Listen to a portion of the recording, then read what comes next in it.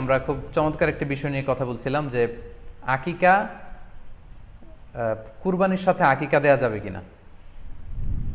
সেখানে আমরা বলছিলাম যে আসলে দুটি ভিন্ন ইবাদত। কুরবানি হচ্ছে জিলহজের 10 তারিখে আমরা কুরবানি করে থাকি, আর আকিকা হচ্ছে বাচ্চা যেদিন জন্মগ্রহণ করবে, সন্তান ভূমিষ্ঠ হওয়ার 7 দিন পরে। তাহলে ভিন্ন দুইটা ইবাদত, দুই সময়ের ইবাদত। নাম্বার 2, আকিকার ক্ষেত্রে আল্লাহ রাসূল সাল্লাল্লাহু আলাইহি ওয়াসাল্লাম বলেছে আনিল গুলামি শাতান ওয়া আনিল জারিয়াতি শাত, অর্থাৎ ছেলে হলে 2টি ছাগল দিয়ে আকিকা করো, এবং যদি মেয়ে হয় তাহলে 1টি ছাগল দিয়ে আকিকা করো। তো সেক্ষেত্রে কুরবানিতে কিন্তু এরকম বিধান নেই। কুরবানিতে কিন্তু 1টি ছাগল দিয়ে আপনি কুরবানি করলে কুরবানি হয়ে যাচ্ছে, সেখানে 2টি ছাগল দেওয়া লাগবে এমন কোনো কথা নেই। তো এভাবে আমরা বুঝতে পারতেছি, খুবই স্পষ্টত কমন সেন্স খাটালেও আমরা বুঝতে পারতেছি, এবং আল্লাহ রাসূল সাল্লাল্লাহু আলাইহি ওয়াসাল্লামের ভাষ্যগুলো অনুসারে আমরা বুঝতে পারছি দুইটা দুই ধরনের ইবাদত। যদিও এই দুই ইবাদতে কিছুটা মিল আছে, কিন্তু দুইটা দুই সময়ের ইবাদত, দুইটা আলাদা, দুটি উপলক্ষ, দুইটার আলাদা নির্ধারিত সময় রয়েছে। যেমন আকিকার ক্ষেত্রে সুন্নাহ হচ্ছে বাচ্চা যেদিন জন্মগ্রহণ করবে তার 7ম দিন শেষে 7 দিন পরে আপনি আকিকা করবেন। আল্লাহ রাসূল সাল্লাল্লাহু আলাইহি ওয়াসাল্লাম বলেছেন, কুল্লু গুলামিন মুরতাহানুন বিআকিকাতিহি তুযবাহু আনহু ইয়াওমা সাবিহি, প্রত্যেক সন্তানের আকিকা দিতে হয় তার 7ম দিনে। ওয়া ইউহলাকু ওয়া ইউসাম্মা, এবং 7ম দিনে মাথার চুল ফেলে দিতে হয়, তার সুন্দর একটি নাম রাখতে হয়।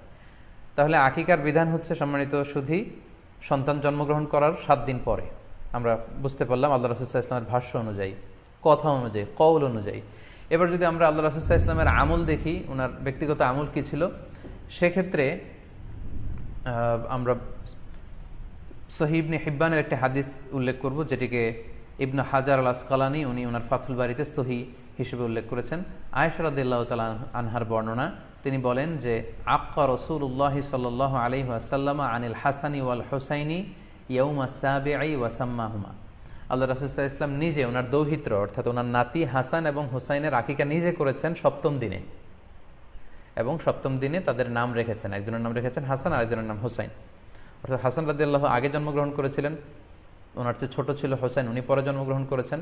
তো ওনাদের জন্মের পরে 7 দিন পরে আল্লাহ রাসূল সাল্লাল্লাহু আলাইহি ওয়াসাল্লাম ওনাদের আকিকা দিয়েছিলেন, এবং 7ম দিনে উনি আকিকাও দিয়েছেন এবং তাদের নামও রেখেছেন। তাহলে আল্লাহ রাসূল সাল্লাল্লাহু আলাইহি ওয়াসাল্লামের কওলি হাদিস, ওনার ভাষ্যমতে আমরা জানলাম উনি বলেছেন 7ম দিনে আকিকা দিতে হয়, এবং ওনার ব্যক্তিগত আমল থেকে আমরা জানতে পারলাম যে উনি ওনার 2 নাতির আকিকা দিয়েছেন 7ম দিনে এবং নাম রেখেছেন।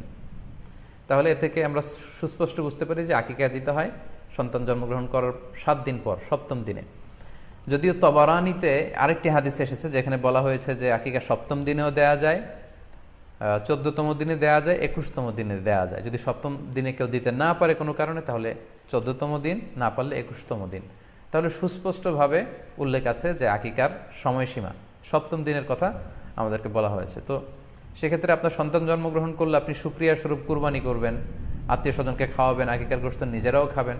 তো এটা যদি আপনি কুরবানির জন্য রেখে দেন, তাহলে তো সন্তান দুনিয়াতে আসার এই আনন্দটা থাকে না।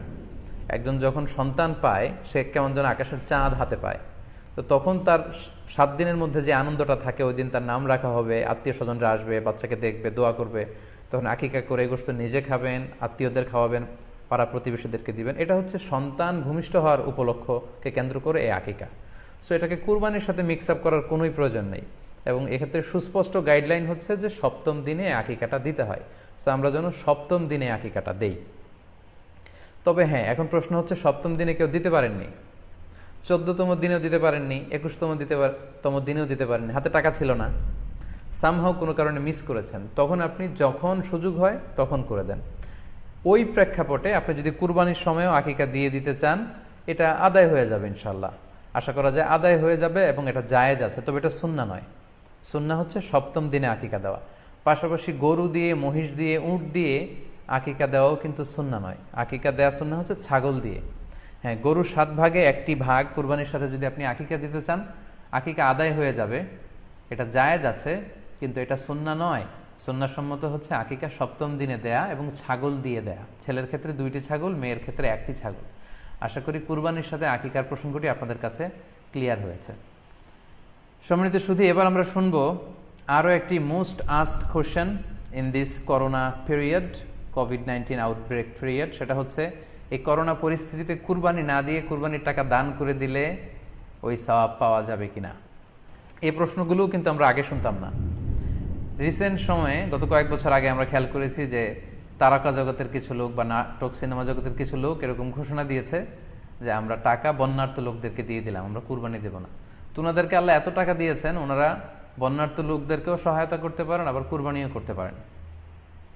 সো একটা দিয়ে আরেকটা হবে না। আপনি যদি টাকা দান করে দেন এটা সাদাকার সওয়াব হবে, কিন্তু কুরবানির সওয়াব কিন্তু আপনি পাবেন না। আল্লাহ রাসূল সাল্লাল্লাহু আলাইহি ওয়াসাল্লাম বলেছেন, কুরবানি করলে যেই প্রাণীটার কুরবানি করা হলো ওই প্রাণী তার শিং নিয়ে, তার গায়ের পশম নিয়ে, পায়ের খুরগুলো নিয়ে কিয়ামতের ময়দানে দাঁড়াবে। সো এই সওয়াব থেকে কিন্তু আপনি বঞ্চিত হয়ে গেলেন। তাই এ ব্যাপারে সুস্পষ্ট কথা হচ্ছে, আপনি যদি কুরবানির টাকা দান করে দেন, দানের সওয়াব হবে কিন্তু কুরবানির সওয়াব হবে না, এবং কুরবানির এই ওয়াজিব বিধানটিও কিন্তু আদায় হবে না।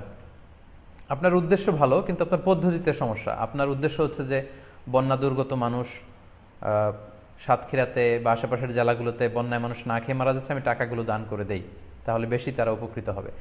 আমি বলবো যে আপনার যদি সামর্থ্য থাকে সেক্ষেত্রে আপনি বন্যার্ত লোকদেরকে দানও করেন, পাশাপাশি কুরবানিও করেন, দুই জিনিস।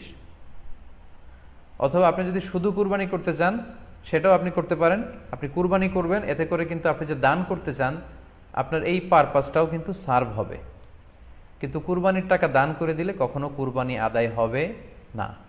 আপনি যদি কুরবানি করেন এক্ষেত্রেও কিন্তু দরিদ্র জনগোষ্ঠীর বিশাল স্বার্থ এখানে আছে, কারণ বছরের একটা দীর্ঘ সময় ধরে এই সুবিধাবঞ্চিত মানুষগুলো কিন্তু আমিষের অভাবে তারা ভোগে, পুষ্টিহীনতায় ভোগে। তারা এমনও অনেক ফ্যামিলি আছে বছরে শুধু এই কুরবানির সময় এই মৌসুমটাতে তারা কিছু গোশত খেতে পারে।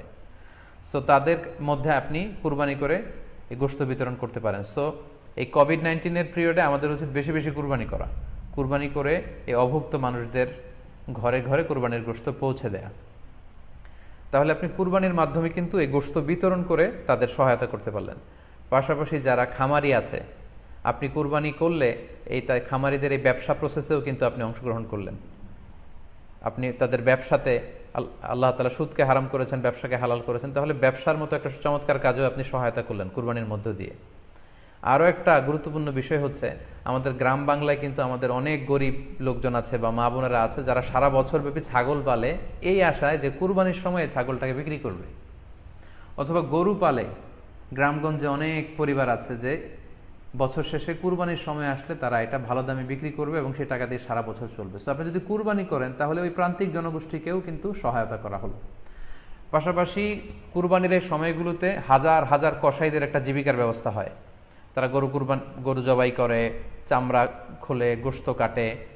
তো এই কুরবানির দিনগুলোতে কিন্তু হাজার হাজার কসাইদের হালাল জীবিকার একটা ব্যবস্থা হয়। কসাইরা কিন্তু কোটিপতি হয় না। সো আপনি এই কুরবানির প্রসেসটাকে যদি আরও বেশি প্রমোট করেন তাহলে এই কসাইদেরও কিন্তু একটা রিজিকের ব্যবস্থা হচ্ছে। আরও ইন্টারেস্টিংলি, কুরবানির যে চামড়া, পশুর যে চামড়া, এই চামড়াগুলো কিন্তু ইয়াতিমের হক, গরিবদের হক। সো আপনি কুরবানির চামড়া বিক্রি যদি করে দেন, চামড়া চাইলে আপনি ব্যবহার করতে পারেন, অথবা বিক্রি করলে এটা কিন্তু ইয়াতিমখানাতে, মাদ্রাসাগুলোতে, অভাবী মানুষদেরকে এই দামটা কিন্তু দিয়ে দিতে হয়। ফলে কুরবানির এই চামড়া থেকে কিন্তু মাদ্রাসাগুলো বা ইয়াতিম ছাত্রছাত্রীরা উপকৃত হচ্ছে। তাহলে এখানে অনেক বিষয় জড়িত। যদিও বর্তমান সময়ে চামড়া শিল্প ধ্বংস করার একটা বিশাল পায়তারা চলছে, চামড়ার দাম পড়ে যাচ্ছে। তো আমরা যদি কুরবানি না দিই আমাদের চামড়া শিল্প হুমকির মুখে পড়বে। এবং এই যে হাজার হাজার মাদ্রাসা এবং এতিমখানা আছে যাদের একটা বড় ইনকামের বা আয়ের উৎস হচ্ছে কুরবানির সময় এই চামড়া।